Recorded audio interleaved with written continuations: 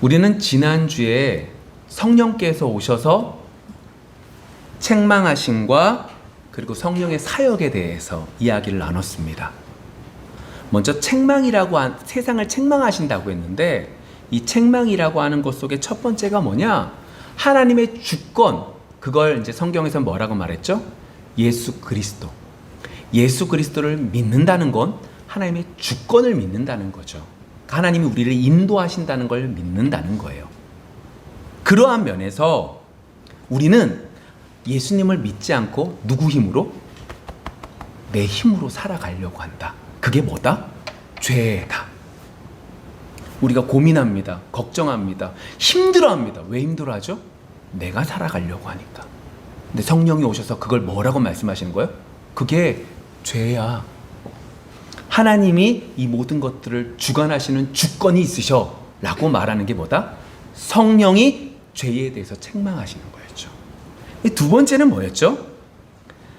하나님께서 유일하게 의롭다라고 말씀하시는 분이 누구밖에 없다? 우리가 아니에요. 예수 그리스도의 순종, 그것만 의롭다라고 말씀하신 거예요. 그런데 우리는 어떻게 오해해요? 우리는 우리가 열심히 하면 의로움이 이룰 수 있다라고 생각하는 거죠. 이걸 쉽게 말하면 이런 겁니다. 우리가 예배를 열심히 들으면 뭐라고 생각해요? 하나님 복 주신다고 여기죠. 무슨 의미예요? 내가 예배를 열심히 들으면 하나님이 그 정성을 보셔서 뭐 하는 거예요? 복 주신다라고 생각하는 거예요. 맞다 틀리다? 틀리다는 거예요. 의는 뭐밖에 없다? 예수 그리스도밖에 없다. 그래서 누구를 의지하는 것밖에 없는 거예요? 예수 그리스도를 의지하면 나아가는 거죠. 세 번째, 죄, 심판에 대한 것에 대해서 책망하신다는 거예요. 심판은 이루어졌다? 이루어지지 않았다? 이루어졌다. 세상 임금에 대해서 심판은 이루어졌다. 마귀를 무엇으로? 십자가로 승리하셨다. 사망의 멍에를 벗어버리고 우리가 하나님의 백성이 될 수 있는 축복을 누렸다. 그런데 마귀는 여전히 우리에게 뭐라고 속인다? 세상의 왕은 나다라고 말한다. 세상에 있는 정치와 세상에 있는 경제와 세상에 있는 모든 것들이 나를 다스린다라고 마귀는 우리를 속인다. 근데 성령은 어떻게 하신다? 그게 아닌 걸 알게 하신다. 세상은 이미 예수 그리스도 앞에 졌다. 그것을 알게 해주신다. 어떻게? 책망하심으로. 세 가지가 다 예수 그리스도께 연결되어지고 결국 어떻게 되는 거예요? 예수 그리스도께 무릎 꿇을 수밖에 없는 거예요. 납작 엎드리게 만드시는 거죠. 누가? 성령께서요.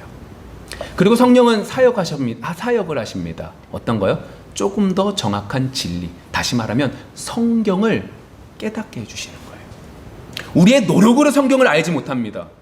물론 알죠. 성경 지식들은 쌓이죠. 공부하면 쌓이죠. 저도 수요 성경대학교 할 때 매주마다 공부해요. 공부하는 시간이 그냥 설교하는 것보다 더 길게 공부해요. 그런데 그러한 것들로 성경을 안다라고 말하지 않습니다. 성경은 오직 성령께서 깨닫게 해주시는 거죠. 그걸 통해서 우리의 구원이 어떻게 이루어지는지, 우리가 어떻게 이 세상을 살아가야 되는지, 어떻게 교회를 세우시는지 여러 가지들에 대해서 알게 해주시는 거죠. 그것이 성령의 사역입니다. 그런데 그 성령의 사역은 성령 혼자 독단적인 일들이셨어요? 아니었어요. 누구의 사역이었어요? 하나님 아버지. 하나님의 구원 계획 안에 그 모든 것들이 있기에 예수님도 아버지의 말씀을 전한다고 했고 성령은 예수님의 말씀을 전한다라고 말씀하고 계시는 거죠. 오늘은 그런 면에서 성령이 오셔서 하나님의 말씀을 통해서 우리가 볼 수 있는, 그리고 우리에게 주신 그리스도께서 주신 크신 선물에 대해서, 그리고 그 선물을 어떻게 주시도록 하나님께서 일하셨는지에 대한 이야기들을 살펴보도록 하겠습니다. 여러분들은 하나님께 어떤 선물을 받고 싶으십니까? 우리가 생각할 때 가장 큰 선물이 뭘까요? 이 땅에서 어려움 없이 잘 살아가는 것, 아니면 물질적인 어려움, 그리고 우리가 원하는 것들 다 이루는 것, 아니면 교회가 정말로 부흥해서 많은 교회들을 세우는 것, 이것이 저의 소망입니다 라고 말할 수도 있죠. 그런데 하는 말씀 한번 볼까요? 로마서 6장 23절 이렇게 쓰여져 있습니다. 죄의 삭은 사망이요 하나님의 은사는 그리스도 예수 우리 주 안에 있는 영생이니라. 우리가 원하는 건 눈에 보이는 것인데 성경은 좀 다른 이야기를 하고 있습니다. 죄의 삭은 뭐다? 사망이다. 세상에서는 사람이 노후에서 사람이 나이가 들어서 죽는다라고 말하지만 성경에서는 뭐라고 그래요? 죄의 결과로 죽는다고 말합니다. 우리가 죽는다 뭐라는 거예요? 죄의 결과라는 거죠. 그런 면에서 생각해 보시면 눈에 보이는 무엇인가는 분명히 좋은 선물이긴 하지만 죽는 우리에게 있어서 눈에 보이는 무엇인가는 우리에게 진정으로 큰 선물은 아닐 수 있습니다. 왜요? 결국 죽으니까요. 아예 죽지 않고 그것들을 받으면 그것이 좋은 선물이겠지만 죽음이라는 끝이 있고 제2의 결과라는 끝이 있는 그 상황 속에서 우리에게 있어서 가장 큰 선물은 눈에 보이는 그것은 분명히 아닐 것입니다. 그러다 보니까 사람들은 죽음에 대해서 꺼려합니다. 그러니까 쉽게 이런 거죠. 예전에 어떤 경우에 봤는데 장례식이 이루어진 거예요. 근데 그 장례식에 정말로 친한 친척이 안 온 거예요. 왜 안 나왔냐고 여쭤봤더니 그 말씀을 하시더라고요. 그 친척 아이가 결혼을 하는 거예요. 몇 주 있다 결혼을 하는 거예요. 근데 장례가 있고 결혼식 있는 사람들은 장례에 들어가면 뭐 안 된다라고 해서 안 왔다라고 얘기를 들었습니다. 왜 그런 거죠? 죽음이라는 거 껄끄럽다는 거예요. 죽음이라는 거 별로 안 좋다는 거예요. 그래서 사람들이 이렇게 합니다. 죽음을 잠시 내일로 미룹니다. 죽음에 대한 생각들을 안 하고 뭐에 대한 생각들을 하죠? 지금 있는 삶에 대한 생각들을 합니다.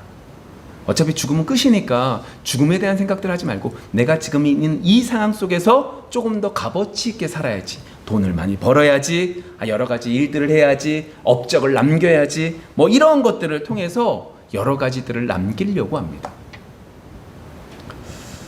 그런데 우리 믿는 사람들은 이러한 세상 사람들과 다른 부분들, 차이가 여기서 분명히 나타납니다. 여러분, 예수 믿는 사람들은 죽음에 대해서 두렵습니까? 두렵지 않습니까? 두렵습니다. 믿는다고 해서 여러분 안 두렵습니까? 죽음이라는 건 언제나 두렵습니다. 언젠가 죽는데 왜 안 두렵습니까? 그리고 그 기한이 정해졌다고 생각하면 얼마나 두렵습니까? 그런데 세상 사람들과 우리가 다른 것이 있습니다.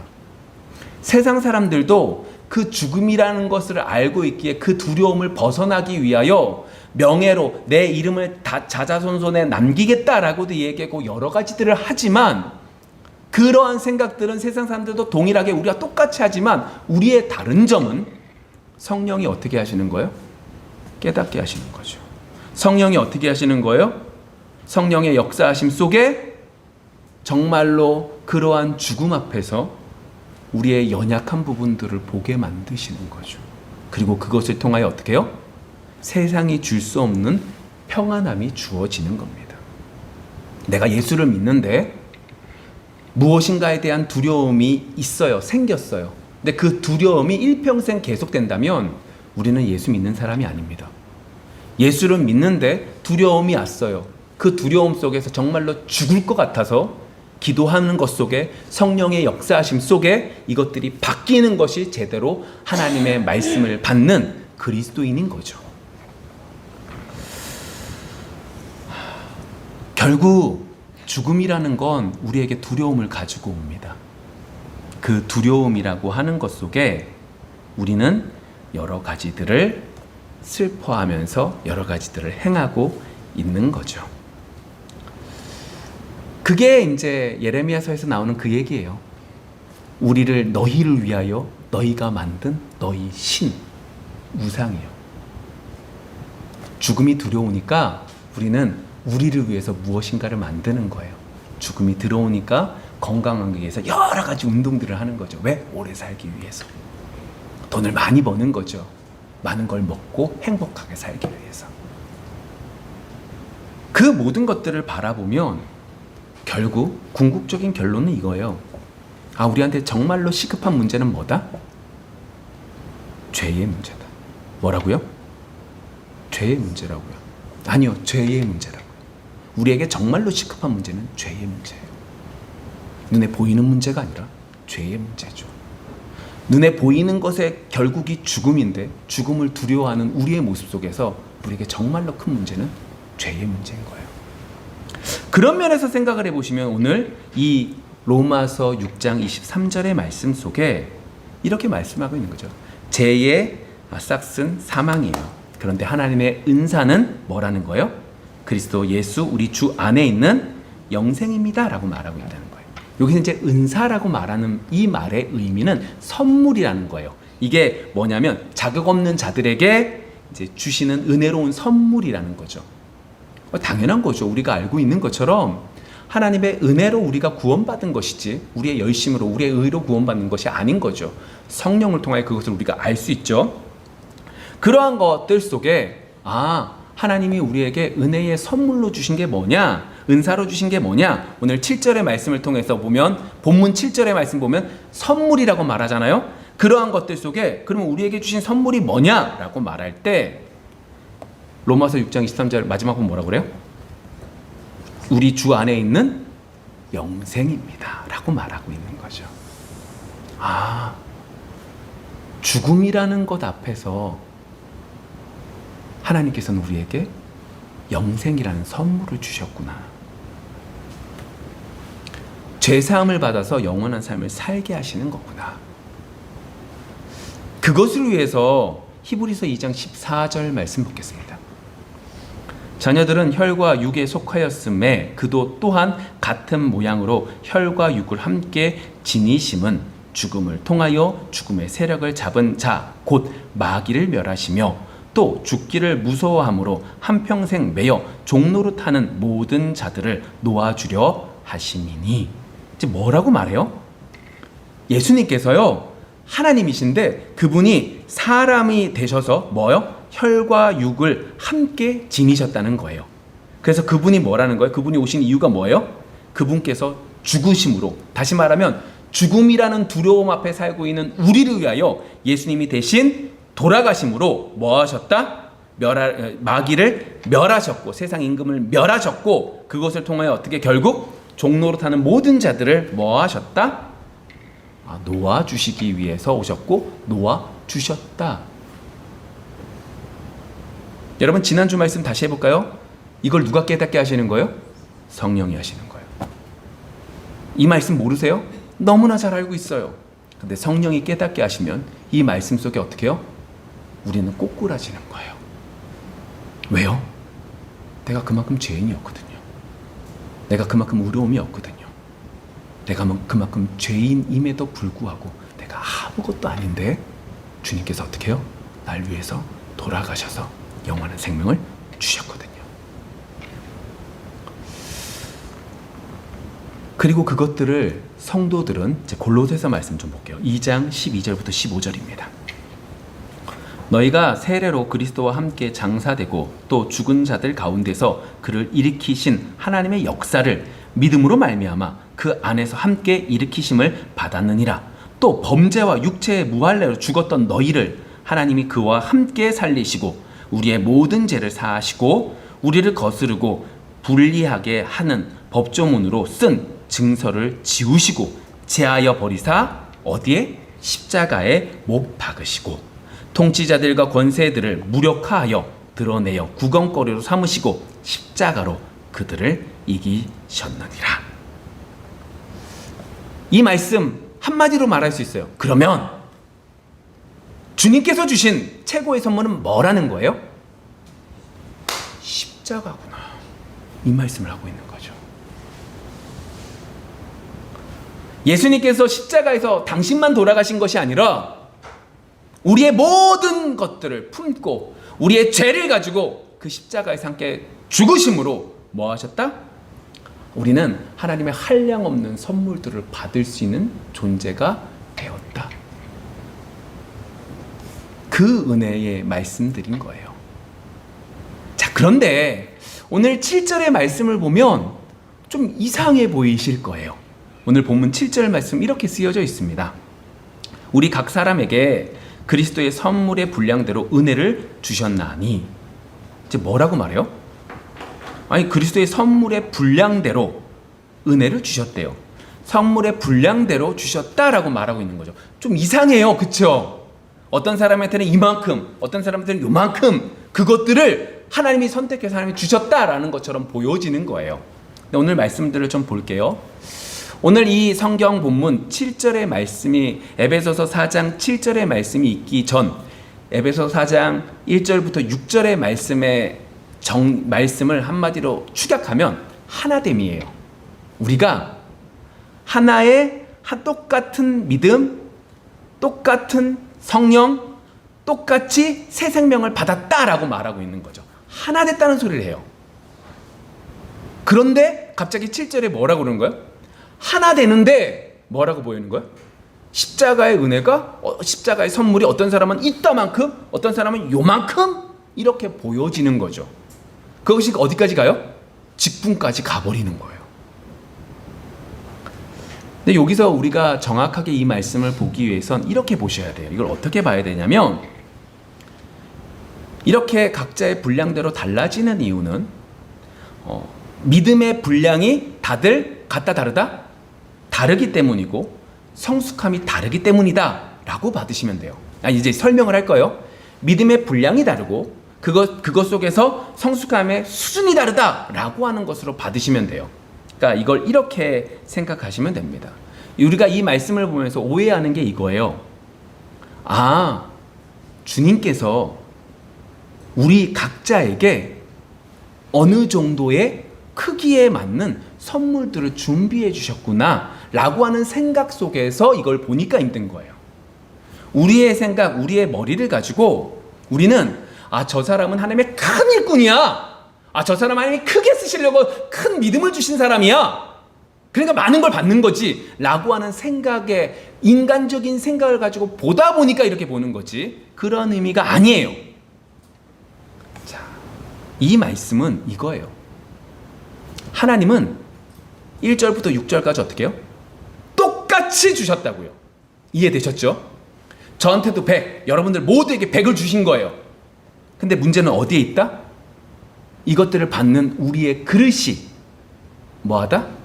크고 작으냐에 따라서 어떻게 해요? 많이 받고 적게 받고 다르다라고 받으셔야 된다는 거라고요. 이해되셨죠? 그럼 예를 들게요. 제 그릇이 간장 종지예요. 그럼 얼만큼밖에 못 채워지는 거예요? 간장 종지밖에 못 채워지는 거죠. 정말로 큰 대야만큼 큰 그릇이에요. 그럼 어때요? 그만큼 받는 거예요. 근데 여기서 이제 그러면 우리의 그릇이 어떤 그릇이냐인데, 여기서 말하고 있는 이 그릇이라고 하는 건 뭘 말하는 거예요? 하나님이 그냥 처음부터 주시는 그 믿음? 아니에요. 믿음은 분명히 똑같이 주어진다고 했어요. 그러니까 이렇게 보셔야 돼요. 성령께서 역사하셨어요. 성령께서 우리를 책망하시죠. 죄에 대해서, 의에 대해서, 심판에 대해서 말씀을 통해서 깨닫게 해주시죠. 우리의 삶에 대해서 방향성을 제시해 주시죠. 근데 그 말씀을 딱 받으면 여러분 받기를 좋아할까요? 싫어할까요? 하나님의 말씀을. 여러분 하나님의 말씀 받기 좋아하는 사람이 있을까요? 없을까요? 없습니다. 단언코자 없습니다. 하나님 말씀은 우리에게 너무너무 싫은 거예요. 왜요? 우린 죄인이니까요. 여러 가지 얘기 필요 없어요. 우린 죄인이니까 하나님 말씀 받기 싫어요. 그래서 누가 역사하셔야 되는 거예요? 성령이 역사하셔야만 되는 거예요. 깨닫게 해주셔야지만 깨닫는 거예요. 깨닫는 것도 못하거든요, 우리는. 그러면 이 얘기예요. 성령께서 깨닫게 해주셨어요. 그런데 우리에게는 의지가 있죠. 선택할 수 있어요. 하나님의 길을 가느냐, 세상을 선택하느냐. 거기서 뭐 하면? 하나님의 말씀에 순종하는 자. 그것이 뭐 하는 거예요? 그릇이 점점 커지는 거죠. 여러분들의 신앙의 그릇들이 크신 분들이십니까? 거창한 거 아니에요. 하나님 말씀을 받았어요. 성령의 역사하시면 어떻게 뜨거워졌어요. 근데 그 말씀대로 순종하느냐 안 하느냐가 여러분들의 그릇을 판단하는 거죠. 아멘 소리 크게 한다고 해서 된 게 아니에요. 아멘 소리 안 한다고 해서 안 된 것도 아니에요. 그 말씀이 내 마음속에 역사하시고 역사하셔서 내가 바뀌어가는 그 모습 속에 크고 작으냐를 결정하는 거죠. 물론 그것조차도 누가 하시는 거예요? 성령께서 하셔요.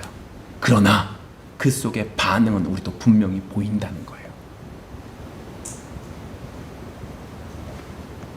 분명히 그 말씀인 거예요. 그러면 지금까지 했던 말씀들을 좀 정리해 볼게요. 이렇습니다. 그리스도께서 우리에게 주신 가장 큰 선물이 뭐예요? 죄의 문제를 해결하시기 위해서 뭐 하신 거예요? 십자가에서 돌아가심으로 죽음의 세력을 이기시고 우리를 해방하셔서 우리에게 있어서 뭐가 가장 큰 선물이 된 거예요? 십자가요. 저 형틀이 의미가 있는 것이 아니에요. 그 형틀에서 어떻게 해요? 우리의 죄를 대신 짊어지고 예수님께서 돌아가셨기 때문에 그것이 의미가 있는 거죠. 그리고 그러한 것들 속에 그 동일한 믿음을, 은혜를 베풀어 주셨는데 그 속에서 그릇의 차이 때문에 우리는 어떻게 되는 거예요? 많은 것들을 얻고 많은 것들을 얻지 못하는 것 속에 나아가는 거예요. 어떻게 해요? 하나님께서 우리에게 말씀하시거든요. 성령께서 우리를 책망하시거든요. 인도하심을 받거든요. 나는 죄인이라고 하나님 분명히 우리에게 책망하시거든요.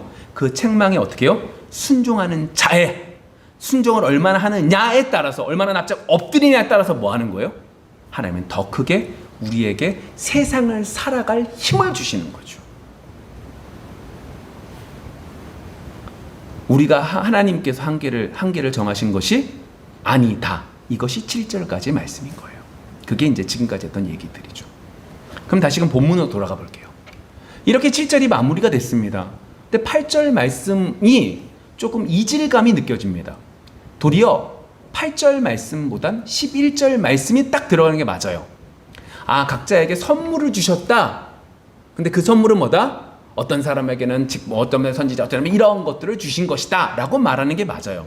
그러면 8절부터 10절의 말씀은 뭐 한 거예요? 집어넣은 거죠. 그러니까 7절과 11절 이렇게 이어지는 건데 8절과 10절을 그 안에 집어넣은 거예요.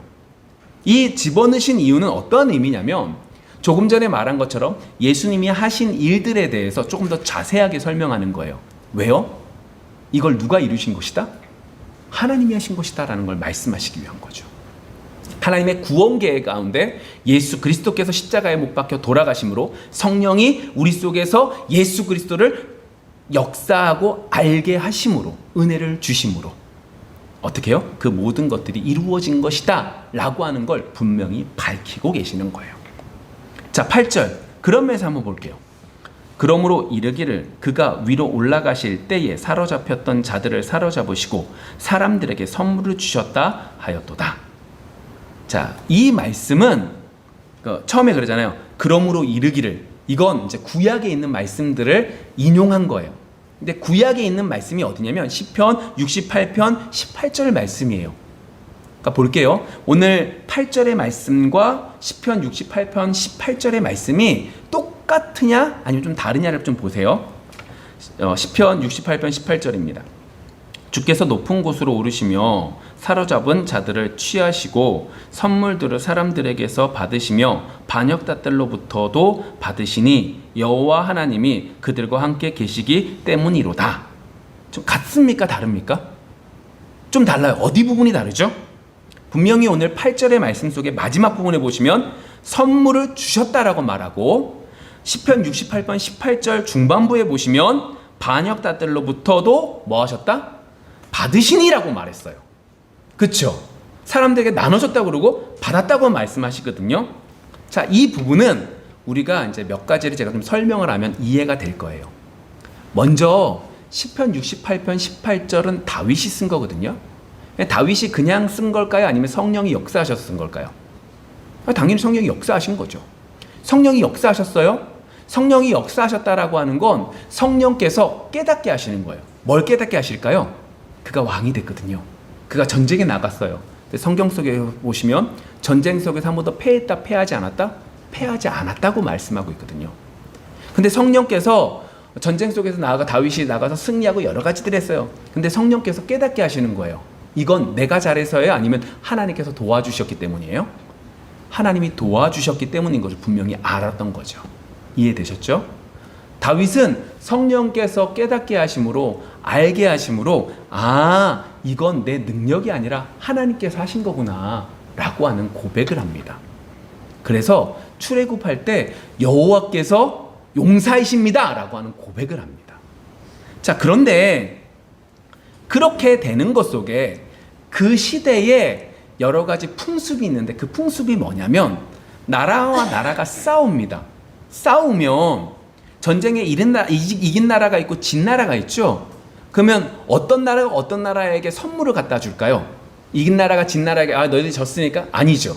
진 나라가 이긴 자에게, 이긴 나라에게 조공도 바치고 선물도 갖다 줍니다. 왕에게 선물을 갖다 주는 거예요.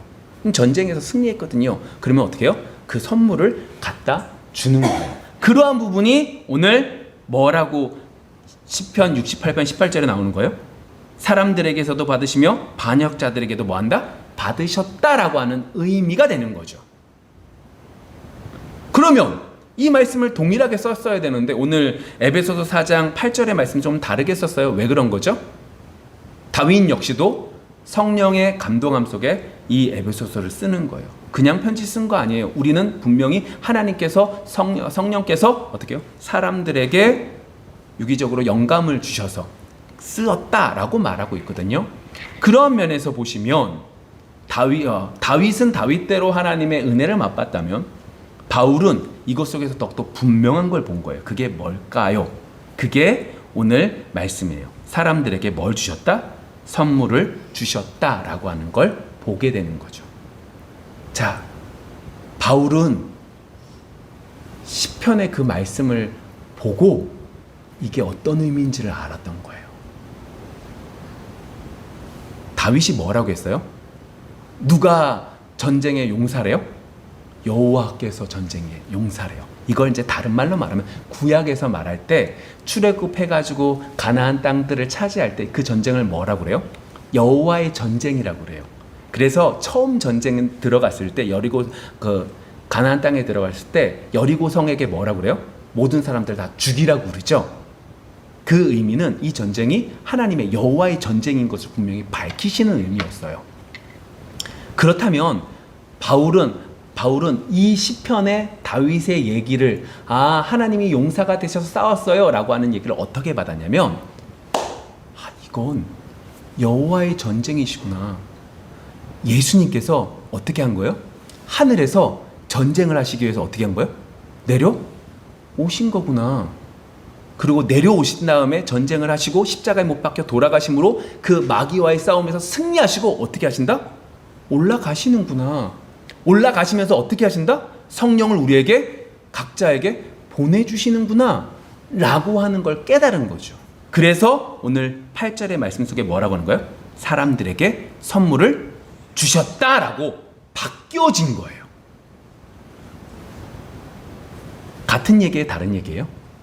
같은 얘기예요. 하나님의 은혜 가운데 같은 얘기를 하고 있는 거죠.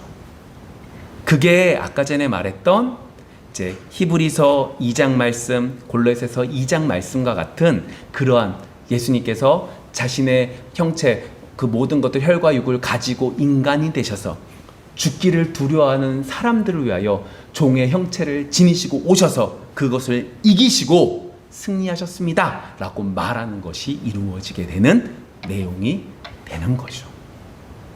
충분히 이해되셨죠? 이제 그러면서 이제 11절의 말씀을 들어가 볼게요. 지금까지 했던 이야기들을 가지고 11절의 말씀을 보시면서 잘 보셔야 돼요. 그게 뭐냐? 그가 어떤 사람은 사도로, 어떤 사람은 선지자로, 어떤 사람은 복음 전하는 자로, 어떤 사람은 목사와 교사로 삼으셨으니. 여러분 이걸 직분으로 보시면 안 됩니다. 목회자를 특별하게 그릇이 커서 되구나. 아니에요. 그렇게 받으시면 안 돼요. 지금까지 뭐 얘기했어요? 계속? 믿음은 하나라고 말했어요. 그 은혜 속에서 믿음의 분량이라고 말하는 그 분량도 어때요? 우리가 생각하는 것과 달랐어요. 그것들을 가지고 이 말씀을 하셨다라고 하는 거면 우리는 어떻게 봐야 되냐? 직분이구나. 이게 아니에요. 여러분 여기서 중요한 포커스는 성령께서 하시는 사역이 뭐라고 했어요? 말씀을 깨닫게 해주신다는 거였죠? 이 모든 일들이 다 뭐예요? 볼까요? 사도도, 선지자도 복음 전하는 자도 목사와 교사도 다 동일하게 뭐 하는 거예요? 말씀 전하는 자들이에요. 즉 무슨 얘기예요? 하나님께서는 우리를 노예로 여기지 않으신다는 소리예요. 왜 이렇게 말하냐? 여러분들이 주인이에요. 노예가 있어요. 노예에게 여러분들이 계획하는 걸 알려줘요, 안 알려줘요? 알려줄 필요 없죠. 노예는 노예잖아요. 일만 시키는 존재잖아요. 내가 계획하고 그것들을 시키면 되는 거예요. 노예와는 얘기하지 않아요. 그러나 누구에게는 얘기해줘요? 동역자나 귀한 사람에겐 얘기해요. 나에게 필요한 사람들, 나와 함께하는 사람들에겐 얘기해요. 그런데 하나님의 말씀을 우리에게 듣게 하셨다. 성령을 통해서 듣게 하셨고 깨닫게 하셨다. 무슨 의미예요? 우리가 하나님께 어떠한 존재다? 귀중한 존재라는 소리예요. 아, 저는 목사로 세움받았구나. 귀하구나. 아, 물론 여러분 귀하게 여기셔야 돼요. 그러나 여기서 말하고 있는 그 본문의 핵심은 뭐라고요? 그게 아니라 뭐라고요? 그들을 통하여 말씀이 선포되는 그 말씀을 우리에게 뭐하게 하신다? 받게 하신다 라고 하는 것이 우리에게 있어서 너무나 중요한 거죠.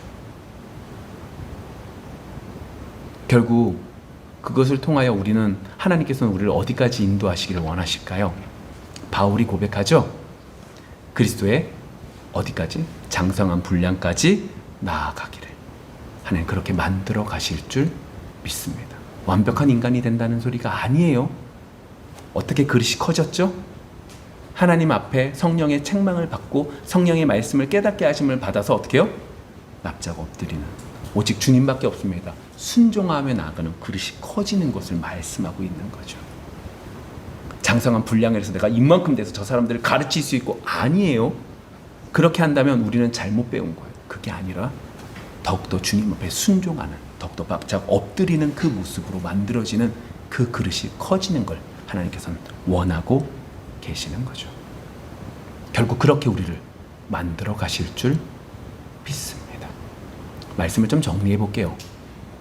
예수님께서 우리에게 주신 가장 큰 선물이 뭐다? 십자가다.